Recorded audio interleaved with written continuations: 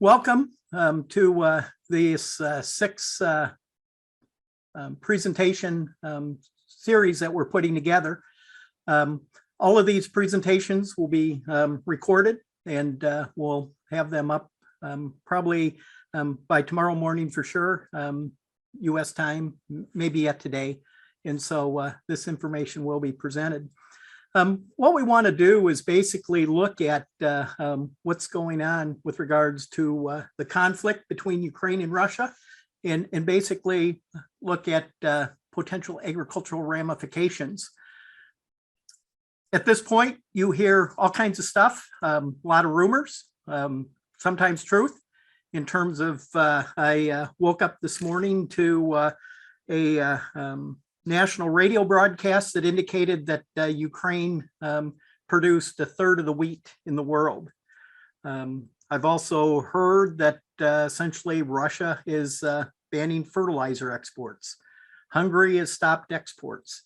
And in some respects, we are in a situation here where it's very important to really understand what the facts are behind the world trade situation, the world production situation.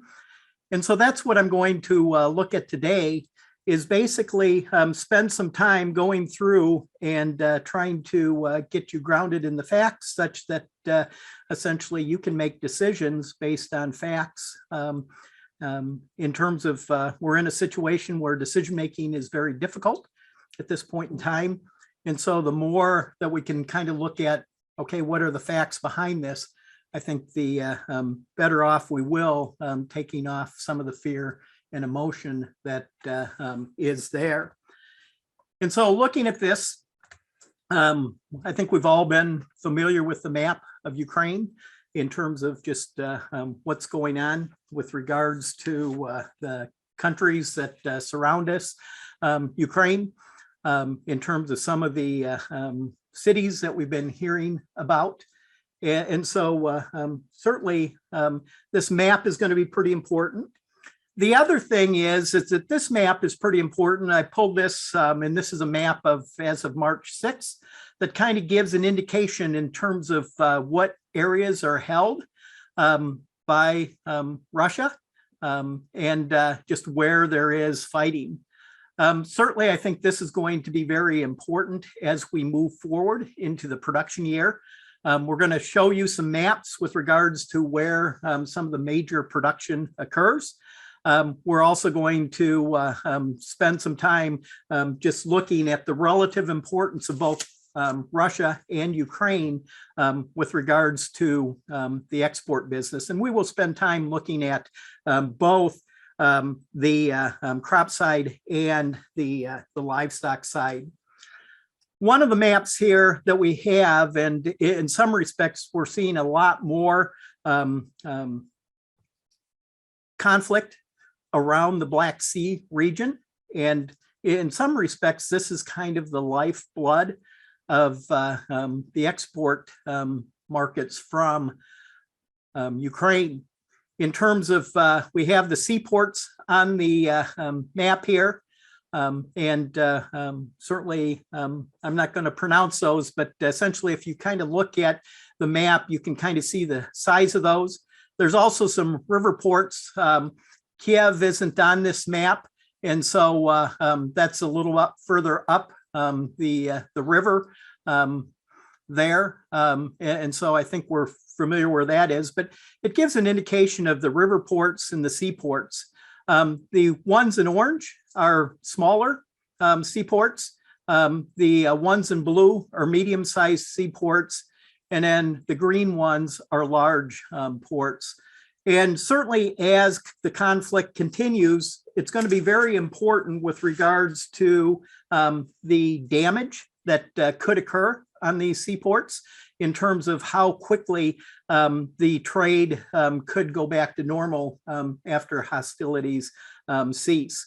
And so certainly I would spend a lot of time spending a lot of effort thinking about alternative ways that the supply chain could be put back together if there was some destruction of those those seaports, but it does give you a little bit of a geographic look at the importance of southern Ukraine. And the only port on here that is not in the south of the country of Ukraine is in Kiev. The next slide here basically is just some general statistics, and I think it is important to look at these. And I do have the US there just as a comparison. But in terms of looking at this, we certainly have a large region there with regards to Russia. In terms of the area from a square kilometer perspective is about twice what it is in the US. Ukraine is relatively a small country compared to the US and Russia. In terms of the population, in terms of these are July of 2021 numbers, you're looking at 140 million or 142 million in Russia, 43 million in Ukraine, and 335 million in the US.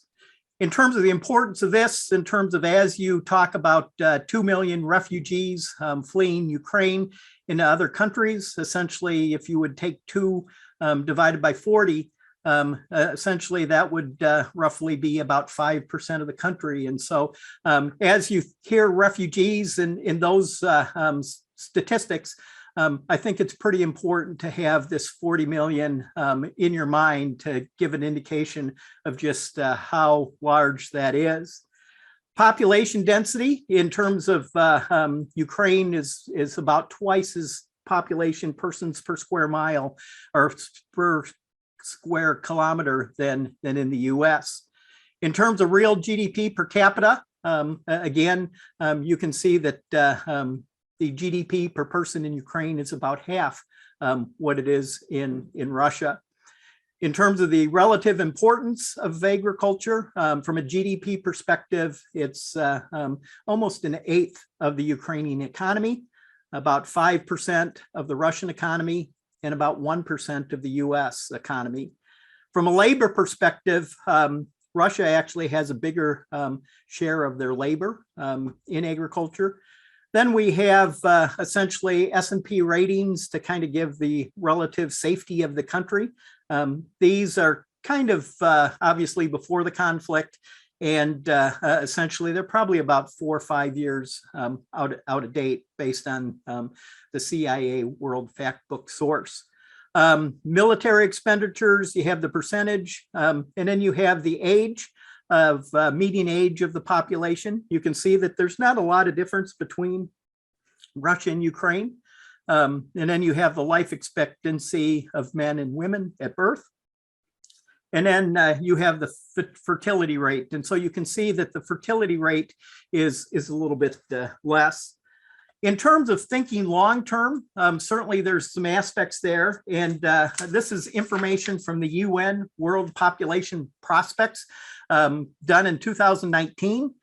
Essentially, using the medium projection, essentially Russia is expected to see a decline in population of 13.5% by 2100, basically 80 years from now.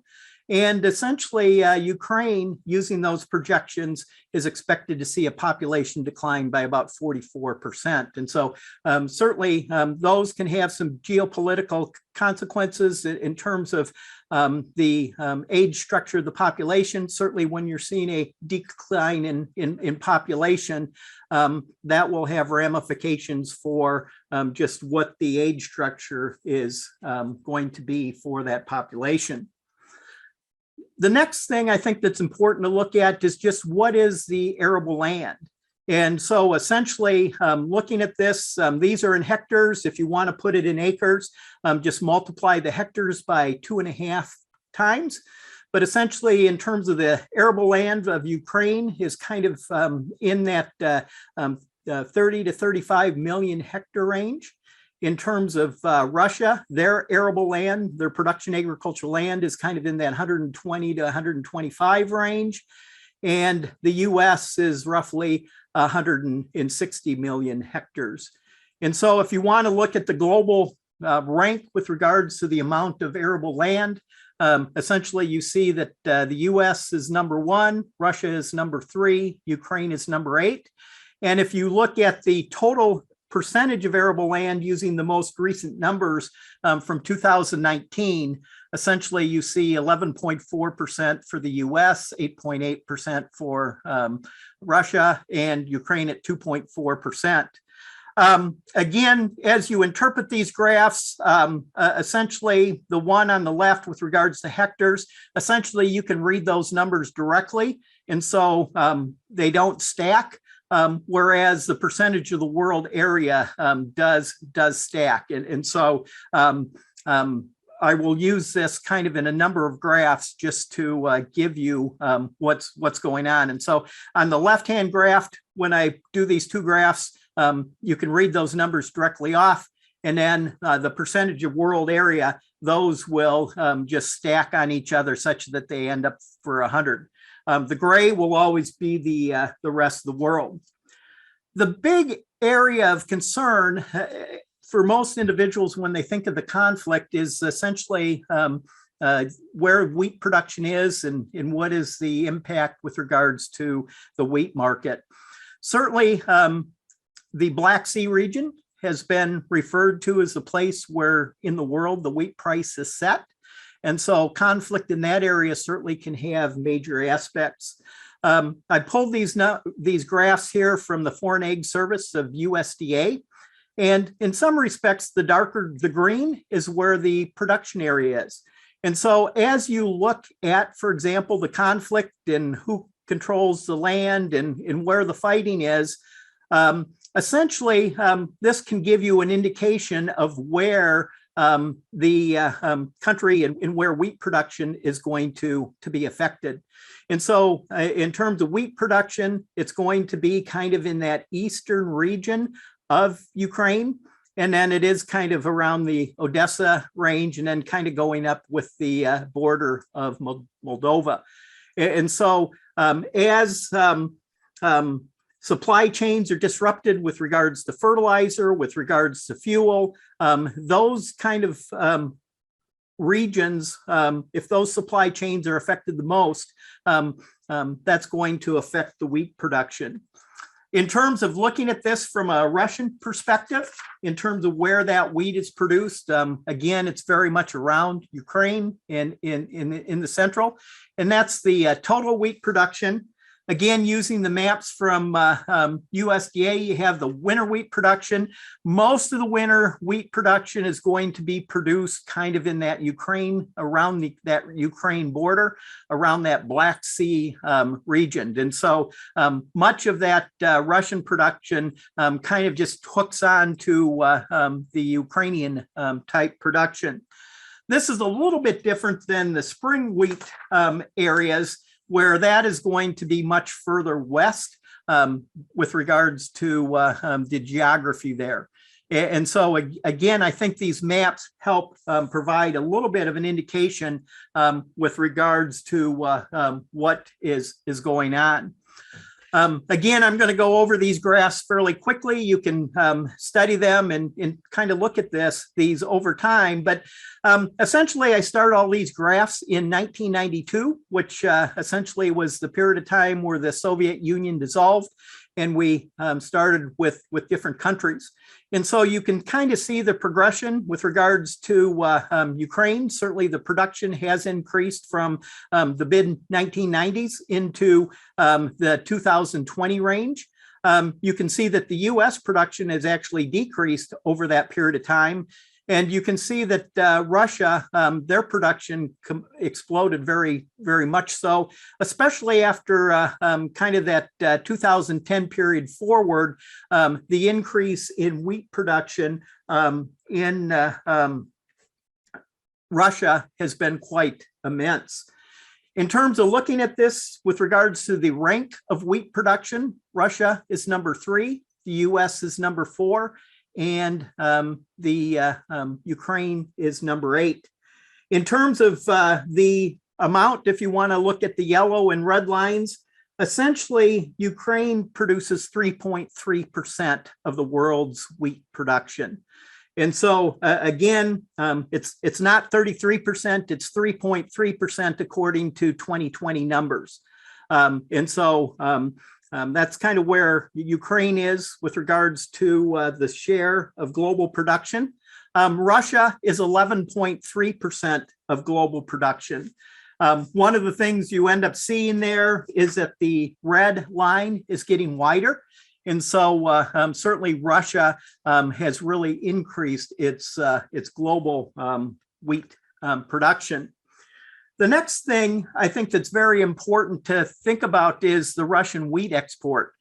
Simply because the population density is relatively low in Russia and Ukraine and the United States for that matter.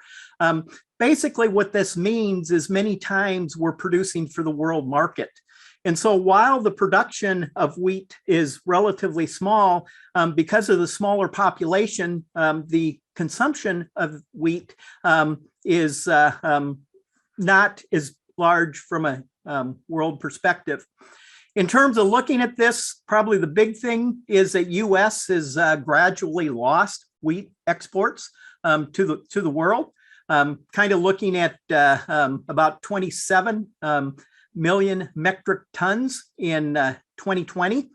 And you can see that in some respects, there wasn't much exporting of wheat from 1992 to 2000.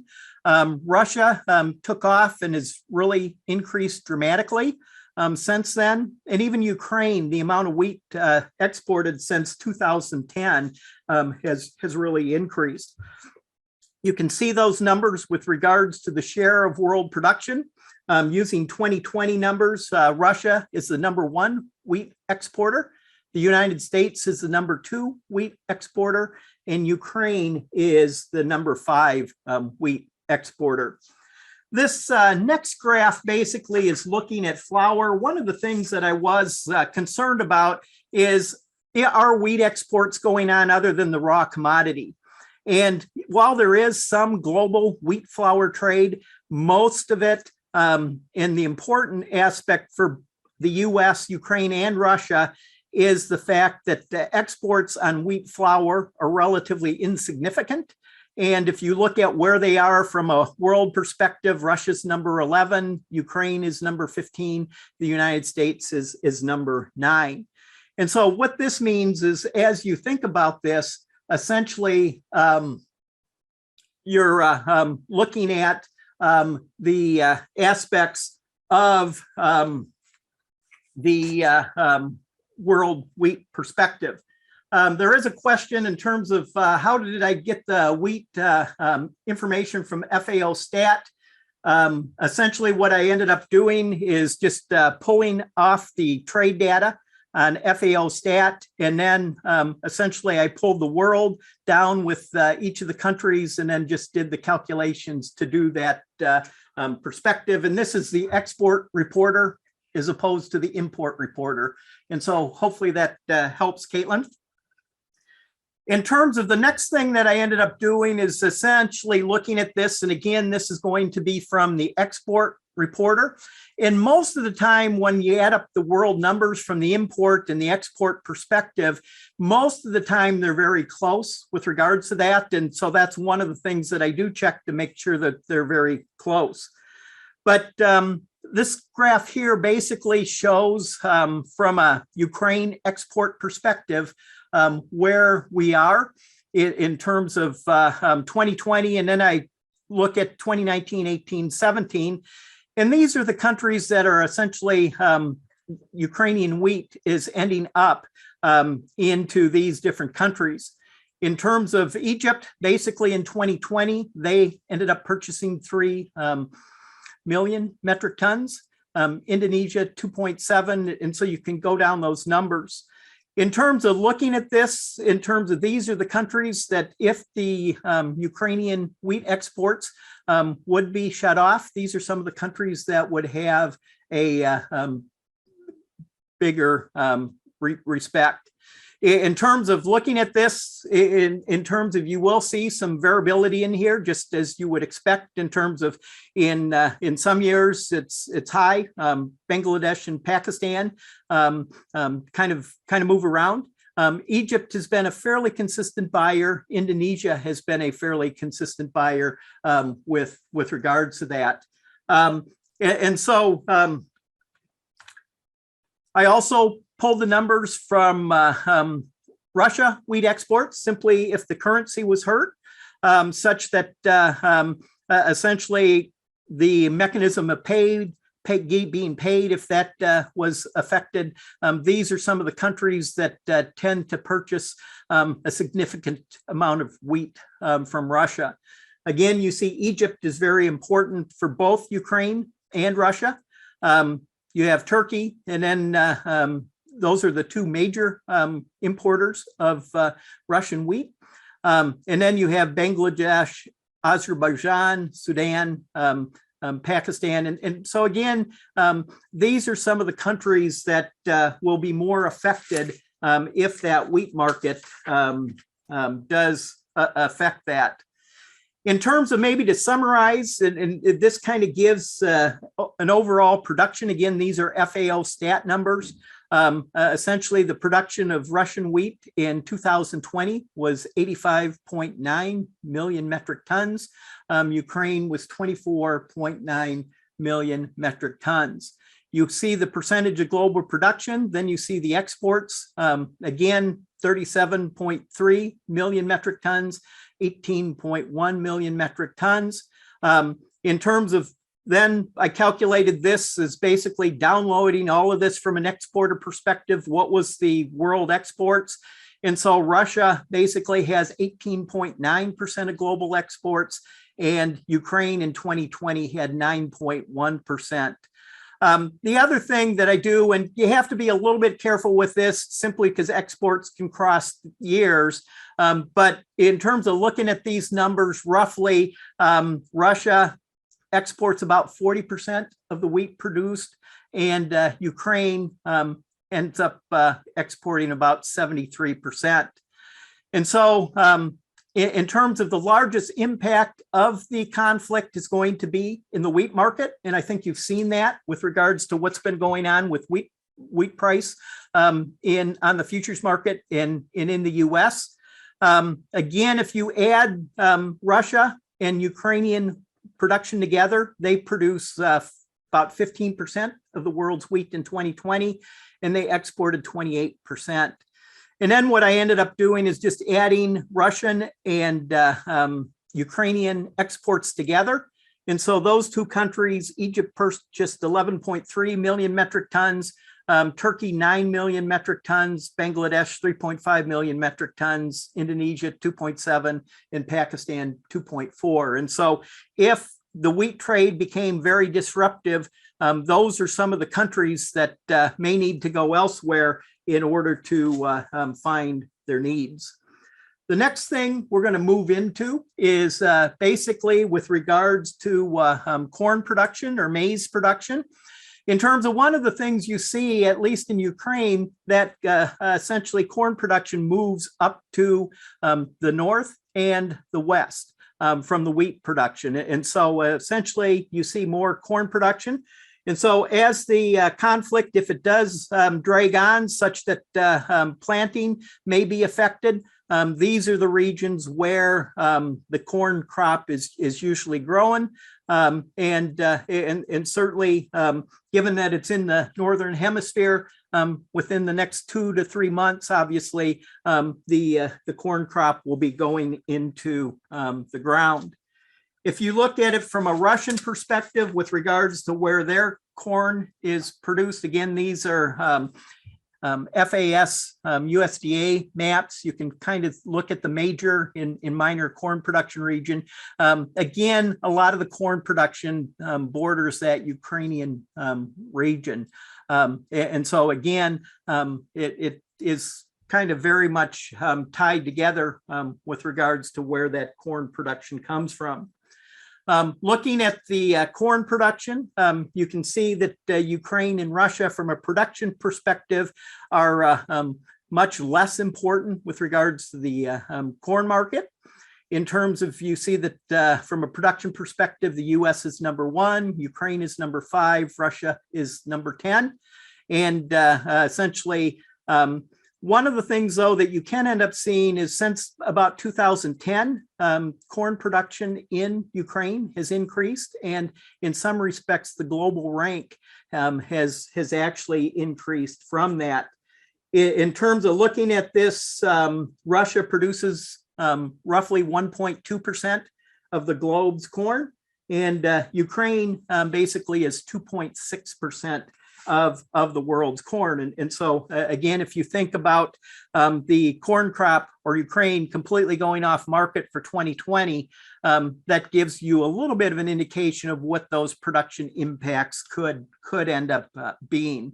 Certainly everybody will have to make their own decisions with regards to whether or not completely going offline is a realistic assumption or not. In terms of, if you look at the corn exports, you can really see that since 2010, those really took off. The other thing I think that is important to realize, and on a lot of these graphs, in terms of from 1992 into substantially into the 2000 range, both Russia and Ukraine, it took them a while to increase their productivity and production, especially in corn and to some extent with regards to wheat. And so certainly it was a long period of time from the breakup of the Soviet Union until the production sectors became important from a global perspective. You can then look at the exports in terms of the US is number 1, Ukraine is number 4, and Russia is number 11. But in terms of looking at this, again, according to the way that I calculated this from FAO stat, Ukraine is roughly 14.5% of the global exports in 2020. And so certainly there's been a lot of focus on wheat. I think it's also important to really consider what is going on from a corn perspective.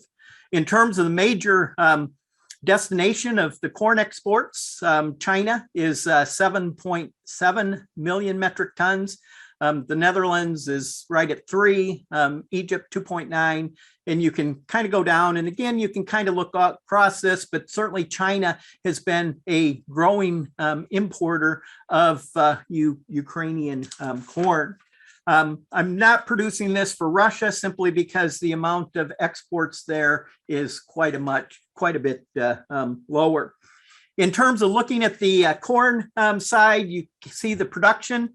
You see the percent of global production, the export, and then exports as the percentage of production. Again, you have to be a little careful kind of just taking the exports over the production because there's transshipments and those types of things. But the important thing I think to realize is Ukraine is pretty important in terms of their ability to export corn. And so it's a much bigger deal for Russia than it is for Ukraine. If we look at soybean production, that soybean production in Ukraine is roughly the same area that it is from corn.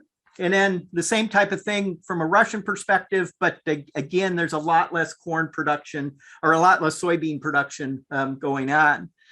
In terms of looking at these, again, both of them are relatively small from a production perspective. In terms of ranking from a global perspective, you're looking at 2%, 8%, and 10%. And so pretty low from that perspective. And from that perspective, you don't see much going on from an export and world exports out of those regions. And so in some respects, the effect on soybeans is likely to be more of an indirect effect from the rest of the world trying to get soybean acres compared to corn acres. And then as we move into regions that may produce wheat, certainly I think the effect on soybeans is going to be much more indirect than it is with regards to direct. On the livestock side, again, we'll go over these pretty quickly. The big thing I think to realize from the livestock sector is that Ukraine and Russia really aren't major participants in the global meat trade. In terms of, you can see the percentage of population, you can see essentially the world exports with regards to beef. The US is number 3, and then you have Russia and Ukraine at number 31 and number 32. The big drop, obviously, in the exports of the US was when we were dealing with the disease, mad cow disease, with regards to that. And so here you kind of have some numbers. Again, Ukraine exports still are somewhat important from livestock or bovine beef. Essentially, you're looking at about 9.2% exported. In terms of poultry, kind of looking at this, essentially you have Russia at number 4, Ukraine number 23, the US number 1. Probably the big thing I think you can notice here and gain from here is that the poultry production in Russia has really increased from 2010 through 2020. The last decade has been seen a fairly large increase. Although if you look at 2018 or 2017 through 2022, it's leveled off. And so from this, the poultry perspective is going to be much more affected in terms of Russia. And you can kind of see kind of where they are from an export perspective. And so to summarize this, you can see from a production perspective, Russia produces about four times as much poultry as Ukraine. It is a larger percentage of the global production. The exports, Ukraine actually imports more. And essentially the exports is a percentage of production. And again, you have to be careful with these numbers, but it does give you a little bit of indication of where they are. Essentially, they're producing or exporting about a third of what they produce. Poultry, essentially those exports are about 10 times that of beef. And so it is a bigger item from a meat complex than beef.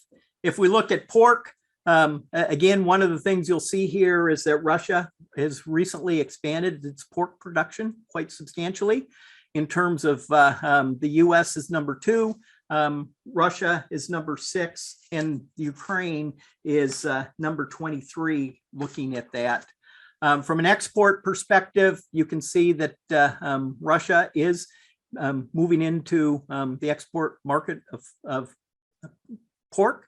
But again, if you look at it, they're still ranked number 17 and number 43 for Russia and Ukraine respectively.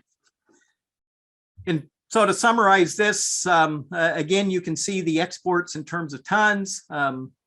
Pork is much more of a Russian product. Most of the consumption or most of the production is going to be consumed within countries for both Russia and Ukraine. The last thing, we'll take a look at dairy. In some respects, you can kind of see the production of the 3 countries. Ukraine has been disinvesting in dairy. Russia has actually increased its dairy production or milk production. But in terms of a global rank, in terms of production, relatively low. From a trade perspective, much lower. And so from a milk production perspective, again, much more of that is going to be consumed within country, not a lot of trade associated with that. To summarize, and then we'll take some questions before we'll turn it over to Dr. Brigham. The crop trade effects are going to be very direct, and they're going to be much more within the world wheat market. Secondly would be the world corn market. I think it'll be a little bit more important than perhaps individuals have at least talked about, at least from what I've consumed in the media. And then you're going to see smaller disruptions on the soybean side. I think the big thing to realize from a soybean perspective is essentially those are going to be more indirect effects. The livestock trade, again, they're much smaller effects than the crop effects. You can see the significance there. I think the big thing on the livestock trade, and essentially we'll cover this on Friday, but in terms of looking at this, I think that's going to be more indirect also just with the price of feed.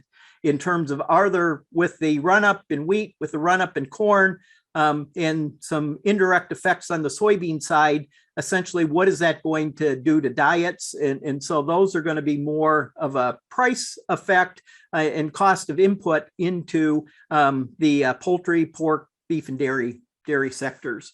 And so with that, we will essentially turn that over. There are some questions in terms of one of the questions, is a 40% decline in population for Ukraine correct? I looked at those numbers twice, and essentially by 2100, you're looking at 24 million people as opposed to 42 million people. And so again, those are from the UN projections, and it seems very high, but I did check those numbers a couple times simply because that was very, very important. If they can't get corn or soybeans country in the spring, what does that do for meat and milk production to meet domestic demand? Great question in terms of obviously, for example, if you don't have the production of corn, soybeans, they do feed wheat in that part of the world. And so without that production, it would probably cause some liquidation of meat. And so in some respects, you may end up seeing a decrease in wheat price within country for a period of time. But obviously, if you start removing cattle, removing pork, the breeding cycle is there such that it is going to take a time to essentially build that back. And so you could see a lot of liquidation if costs get very, very high.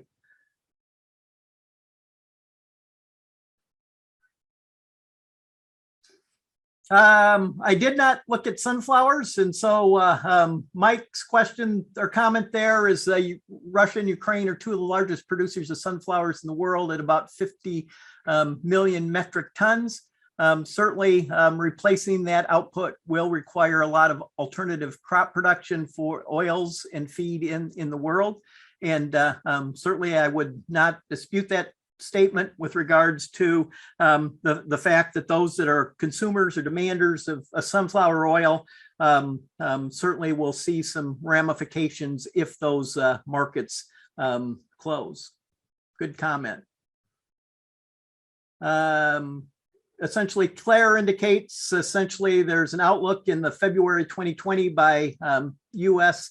ERS Olga Leifert. And so if you're interested in that in terms of Ukraine corn in production trade, there's a link there that you can download that.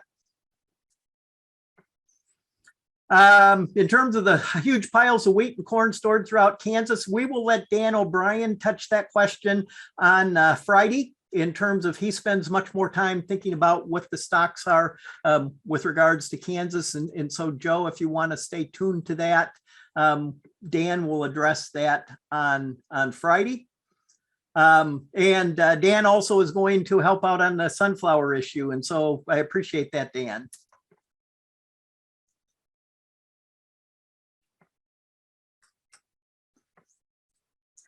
Jennifer has a question there in terms of they do export a lot of the world wheat perspective or wheat. And in some respects, I think that's really an issue that analysts and individuals are going to have to work through in their own minds with regards to what percentage of that 27% that they exported in 22, what percentage of that may be off the market, and just adjustments that need to be made. Hopefully that is a worst case scenario where essentially there will be some wheat that still will be available out of Ukraine and out of Russia. But to me, I think that's one of the major uncertainties simply because they're such a large participant. And I think corn is another one that has some difficulties there with regards to the potential impacts there with regards to that, given the increasing share of corn production coming out of Ukraine onto the world market. And so the two big drivers, at least for the major crops, and I don't mean to let the other ones go, but certainly in terms of the wheat and corn market, I think will have major ramifications, especially for the U.S. and in a lot of the world. On the Ukraine percentage of winter compared to spring wheat, I'll have to look at those numbers and see if I can pull those down. And so that's a good question with regards to which percentage is what. And so that's certainly there. Guy basically has some Russia and Ukraine exports of barley, 10 million metric tons, rapeseed 5 million metric tons and 1.2. And I assume those would be 2020 numbers, Guy, or would those be 2021 numbers?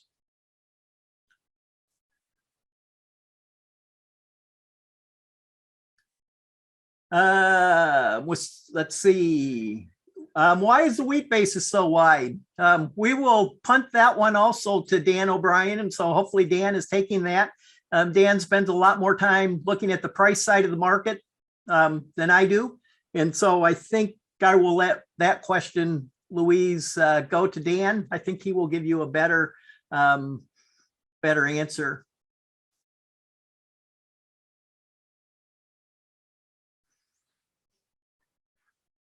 Caitlin, in terms of, she's interested in terms of how wheat seasons are shaping up in other regions of the world. Dan, is that something you're going to cover with regards to your outlook on Friday? Yes, certainly. Well, I'm kind of gathering these things up, and on Louise's question, has a lot to do with, and probably Brian may be able to address this too, in terms of the strain on local elevators with hedge positions and their own financing. So that has something to do with it, Louise, but we'll talk about that more. And on Jennifer's question, I think there may be more than just adequacy of supply that'll affect the ability of Ukraine to feed their people. I think all these logistical disruptions that's a polite word for what's going on there, would probably be a factor as well. And I think even, for example, I think in the news, we all saw the fuel plant being blown up. And so again, that's going to be very important with regards to getting fuel to plant and harvest the crops with regards to what's going on. Eric has a question, and maybe we'll let Glenn look at that in terms of, is McDonald's going to put meat back into their hamburgers? We'll let Glenn deal with that one. Guy, you're on here with regards to the quality of wheat and how much is milling and how much is feed coming out of Ukraine and Russia. Do you have a good feel for that?